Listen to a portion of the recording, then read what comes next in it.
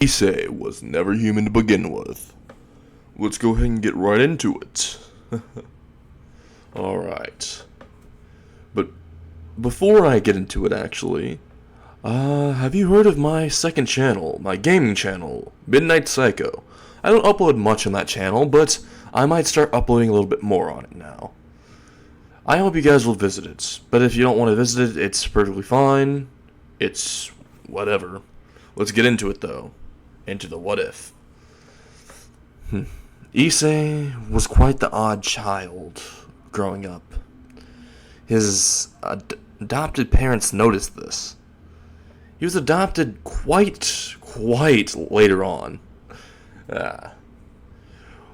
Well, later on in some sense. To them, he was only about 5 years old when they found him. But Issei is much older than they think. But they'll find out later on. When Issei was in kindergarten, he didn't talk at all the entire time. Through kindergarten all the way into high school, he never talked, he never got into a fight. When people tried to bully him and they punched him, it felt like they were punching the concrete itself. It hurt a lot. Their hands would usually bleed, and they'd cry, and they'd notice that their arms would either be fractured, broken, or completely crumbled. Their bones would be crumbled to dust from punching Issei. Issei is relatively known as the tough guy, but he's mostly really silent and mostly invisible in the background. He's always stayed like this for years, but he always is vigilant when it comes to watching. He will notice anything in the classroom or anywhere that he goes. If anything's off, he'll notice. He has excellent vision. For example, before entering into high school, he and this middle schooler, known as Ayano, were on the train, and Issei was about to be pushed by everyone rushing into the train, but he was unmovable, basically. Whenever people bumped into him, they'd fall down. They tried to get up and to fight him, but they realized he's just a middle school student. I mean, are you really going to punch a middle school student because you bumped into him? Don't answer that. I know the answer. I'm just kidding. Let's get back into it, though. So, yeah. This was quite odd for Ayano when she saw this. But Ayano would have worse things. She was pushed all the way against a window, and she felt a hand touch her rear and was groping her. She screamed. She was about to scream out, but didn't want to cause a scene, and she felt something in the back of her neck that was really pointy. And when she looked in the window, she saw this fat, tubby guy with a little pocket knife to her back with a hood over his head and some glasses on. She was wanting to scream, but she couldn't say anything because he whispered into her ear, "You say a thing and I'll cut that pretty little neck of yours," in a really sickeningly low voice. She thought that she was going to get defiled in a public train. But she noticed from looking in the reflection in the mirror that Issei was walking towards the fat ass.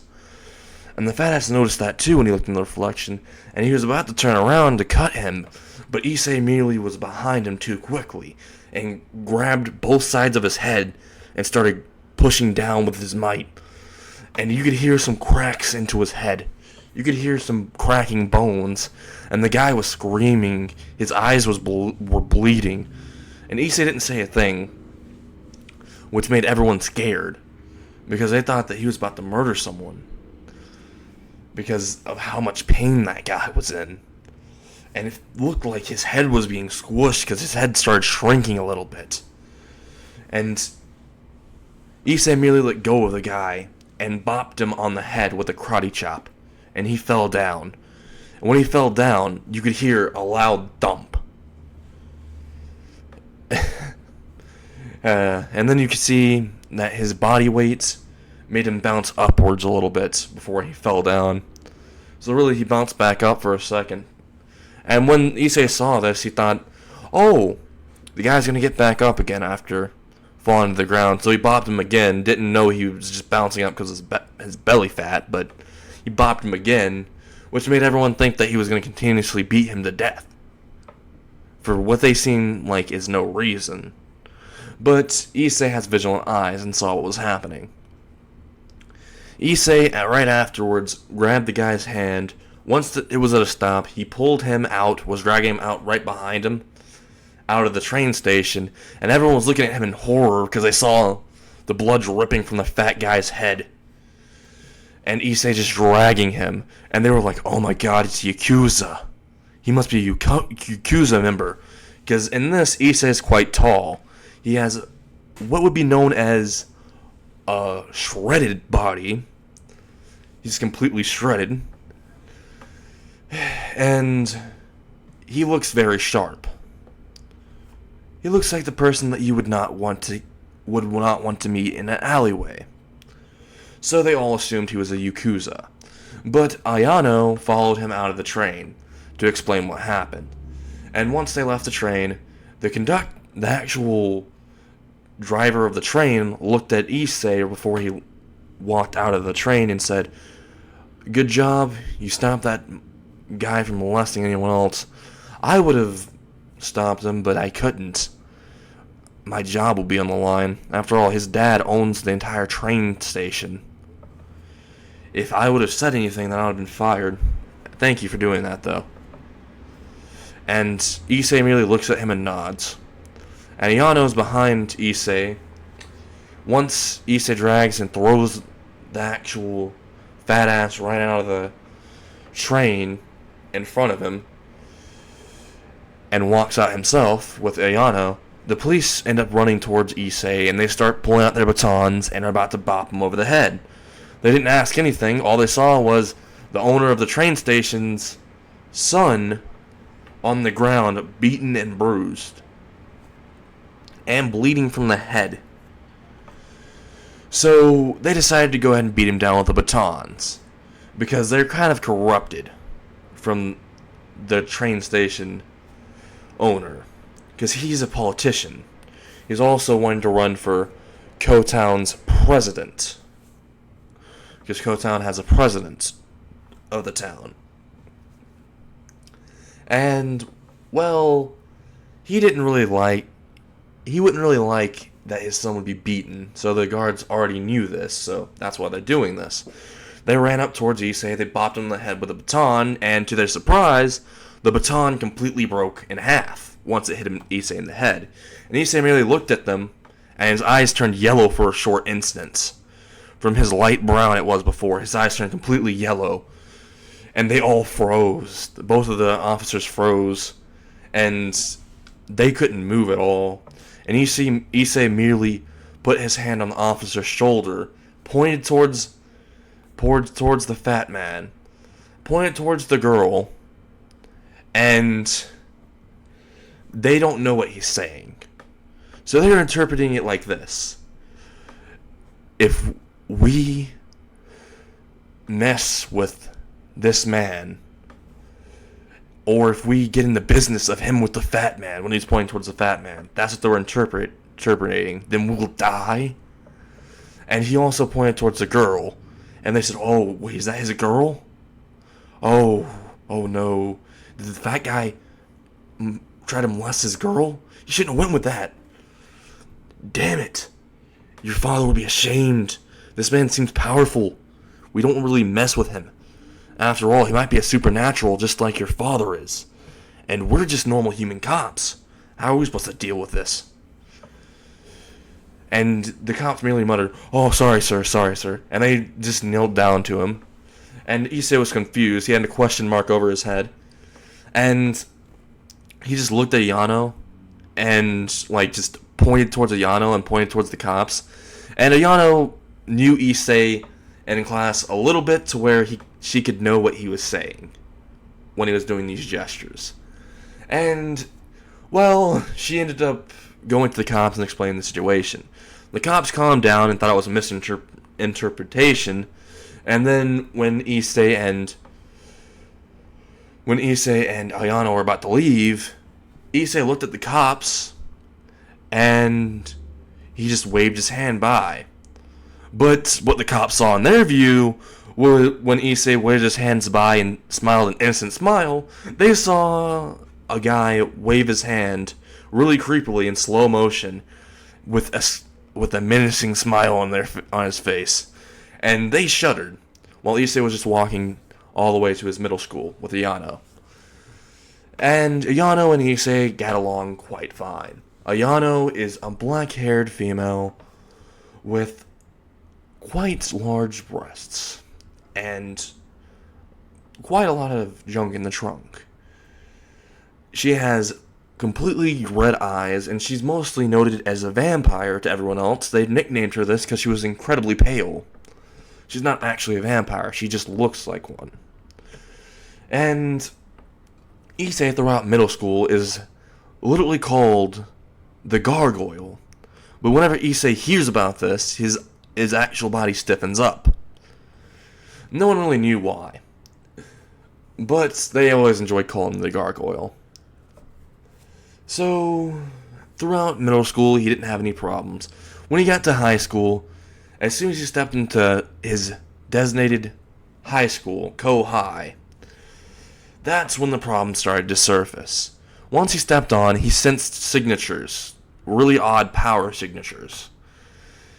It seems like there's devils, is what Issei was thinking in his mind. And he's wondering how many of them are there, though.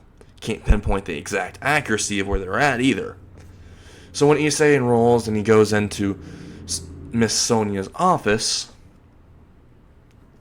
he ends up merely saying nothing, which creeps her out, because this man is sharp, buff, quite attractive, but quite dangerous looking, and isn't saying anything for the past 20 minutes. Issei, in reality, was just trying to figure out what to say, because he's quite awkward around other people. But to Sonia, it looked like she's being intimidated by him. So she merely says, "Are you going to speak, or what?" And Issei merely puts out a notepad, writes in, "I can't speak," and hands it to Sonia.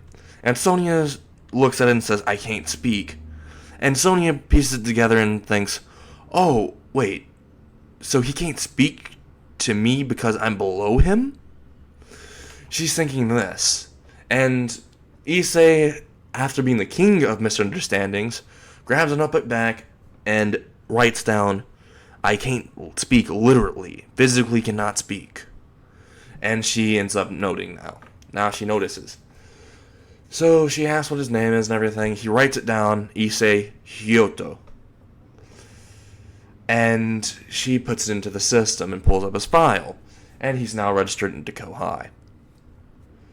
Once he's registered, he goes to his class. Everyone's staring at him once he leaves the office. And they notice this intense aura coming off of him. And once he leaves the office, Sonia falls to the ground because of the intense aura that she was unfortunately exposed to.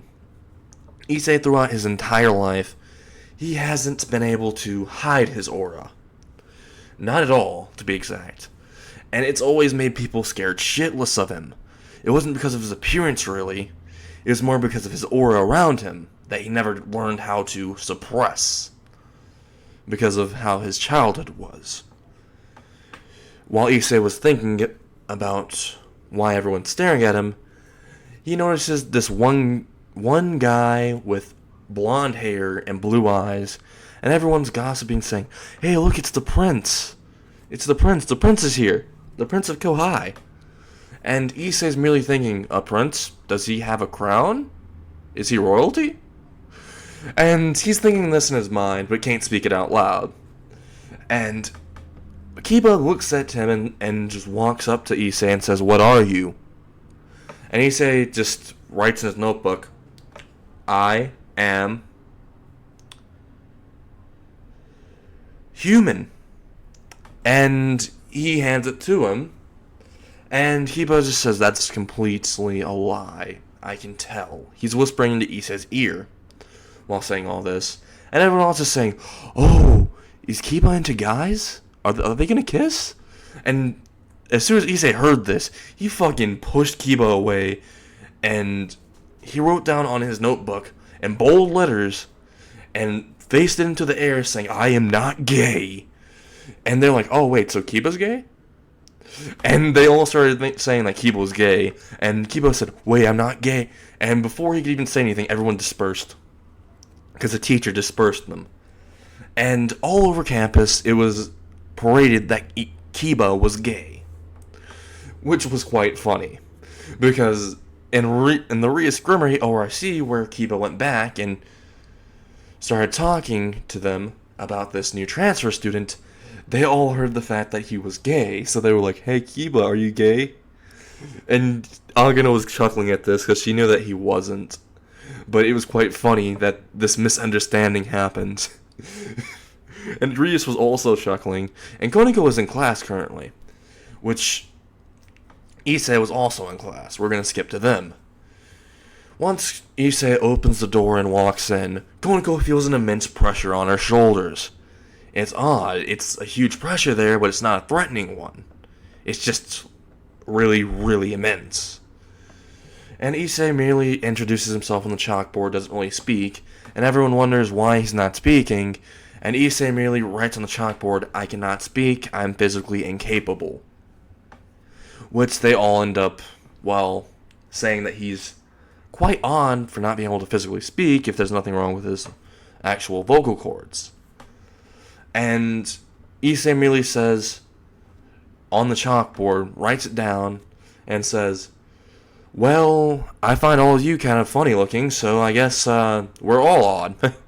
And they all start chuckling, and so does the teacher. And Issei sits right next to Koniko, because he was instructed to. Koniko looks at him for a little bit, and Issei, who was paying attention to the entire lesson, looks to Koniko one time. She looks away, she looks at the lesson, and she starts doing slight glances towards Issei, and Issei's just like moving his head really quickly, trying to catch Koniko looking at him. But every time he does, she just looks forward, and this happened the entire session until, well, until like an hour later into the class, when Koniko was paying attention to the teacher, and Issei was just staring at her the entire time, trying to catch her looking at him. And then when she finally looked to the side, she saw Issei staring at her up close, and she fell out of her seat, and everyone started laughing because of what they were witnessing, because some of them were viewing what was happening. It was quite funny. And Issei was just put his hand out and just got her back up. She grabbed onto his hand, and he pulled her back up. She sat to her seat, and Issei merely just looked at his actual teacher and paid attention to the lesson after being reprimanded by his teacher for staring at a classmate. Although in his defense, he put down, "She was staring at me first," and everyone else was like, "You wish." And Issei said, "But she did." He wrote this down on the notebook, and no one really looked at it. They just face forward, and he just had a droopy face, like, "No one believes me." And he just went to the cafeteria after the bell rung.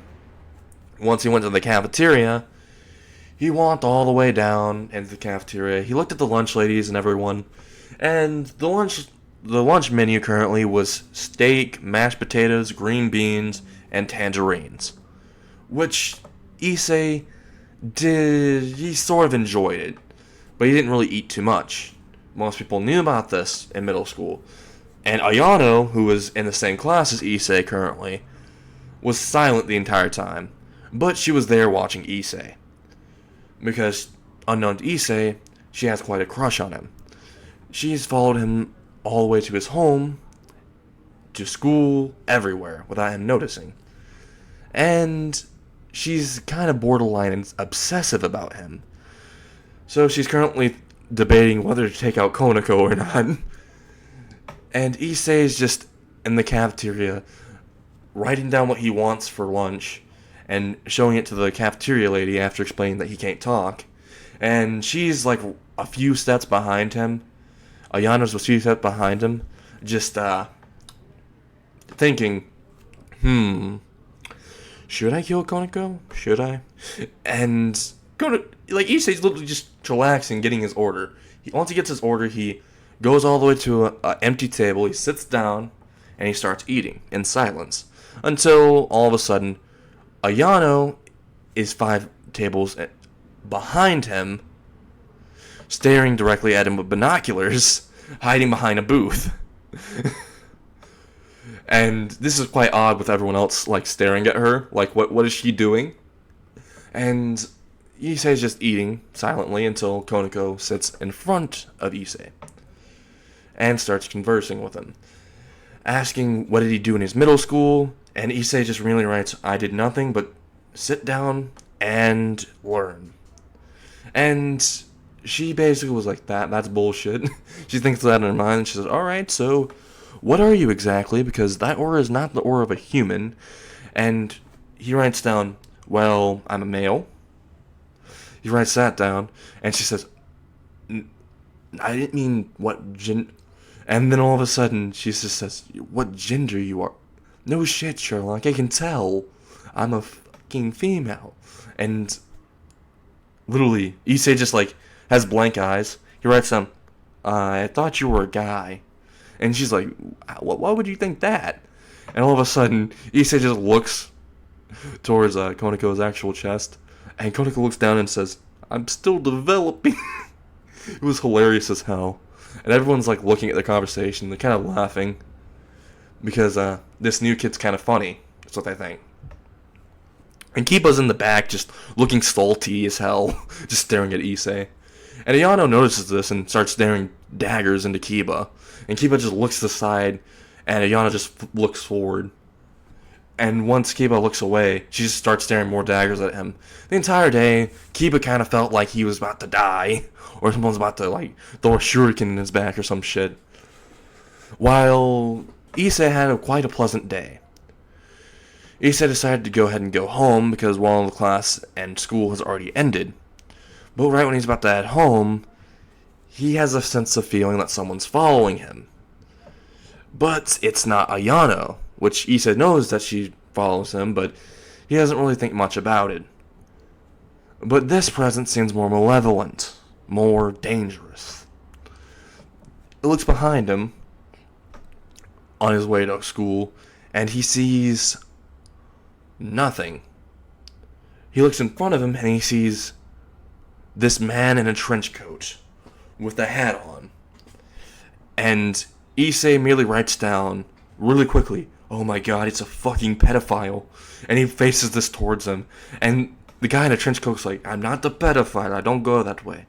Just go ahead and come over here so I can pierce you with this light spear. And before you pull out a light spear, Issei writes down, oh my god, you are a pedophile. And he just points it towards him again. And he says, no, I'm not a pedophile. And he says, this is a little light spear. He pulls out a light spear. And right before he could throw it, Issei already is in front of him and grabs his arm with immense strength and pulls it off. As if it was a child pulling off a Lego arm from a Lego. And Donoseek is currently screaming in agony.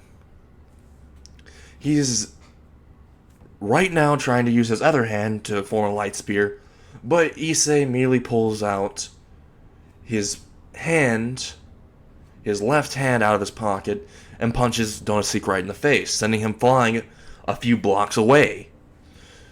And he flies directly into a park now. The park where Issei would have died in canon. And Issei runs towards where Donoseek was, and his arms start transforming into claws. His fingertips have claws coming out of them, and he's rushing at incredibly inhuman speeds towards Donoseek while in a crouched down position. Kind of like how a cheetah would be. And Donoseek is currently panicked. His arm is missing, he's bleeding, and he's being hunted down now. Because Donoseek is trying to escape because he's already taken too much damage because he didn't expect it. But Issei is still chasing him while he's trying to get away from the fountain and fly back and report this to Cocoville and to Rainier. But Issei is tailing him completely unknown to Donoseek. So when he's almost to the church, he just now notices that he's being followed, so he looks behind him, and Issei merely pops out of a bush and jumps on top of Donosik and scratches his eye, his left eye, and across his face is a giant scratch mark, a giant claw mark to be exact, and Donosik screaming in agony, while Issei plunges his left hand directly into Donosik's chest and puts it around his heart. He doesn't rip it out, but he starts gently crushing it, gently, and he starts letting go and crushing it more, and he ends up putting his face directly beside Donosik's ear and says, "You are going to die if you continue attacking people," before he lets go his heart go and rips it out of him. And Donosik, who's currently bleeding out, but still able to save himself because of slight healing magic he learned from Asya, time when Asya was there, and still is. It doesn't really help him too much, though. He only heals 90% of the injury. And there's a little bit of scratch marks on his heart, which cause him occasional problems afterwards. But once he gets back into the church, when he's about to tell them what he encountered, all of a sudden, the voice stopped. The voice in his lungs stopped. He can't speak anymore. Because Issei used an ability, but it's an unknown ability that Donosik does not know, but it prevents him from talking anymore. Once he reached the church, he lost the entire ability to speak in general. And Issei walked back to his house, which is the same in canon, except it was a lot more broken down before. But he fixed it, and it looks relatively like a little castle. To everyone else, it looks like a little apartment. But whenever you walk through into the apartment, well, it's a giant castle. But it's only if you're invited by Issei himself. You'll see the giant castle. It's a giant creepy castle. And all around him is just suburban houses, so it's quite funny if you actually are able to see it. So Issei just walks in, and he goes to bed after he goes up to his room, once he's in the castle. He goes up to his room, opens the door, and hops on his bed to go to sleep. And that's where I'm going to end What If Issei Was Never Human to begin with. I hope you all enjoyed. And also, this will be going out early,